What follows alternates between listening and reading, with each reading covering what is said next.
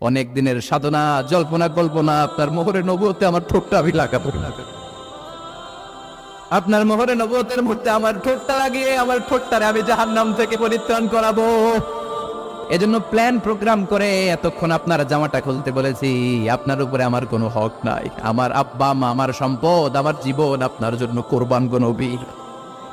ওয়াকানা বাইনা কাতিফাইহি খাতামুন নবুওয়া, আর পিঠের মধ্যে কাজিররিল হাজালা, কবুতরের ডিমের মতো একটা মাহরুন নবুওয়া ছিল। উনি যে শেষ নবী, উনি যে প্রফেট, দ্য লাস্ট মেসেঞ্জার, এটা প্রমাণ আল্লাহ সিল মেরে দিছে। বাম দিকের কাঁধে, ডান দিকে না, কোন দিকে? সাহাবারা যারা এটা দেখেছেন তারা বলেছেন যে আমরা দেখেছি এর মধ্যে কিছু চুলও ছিল, একটু লালচে ছিল, একটু উঁচু ছিল।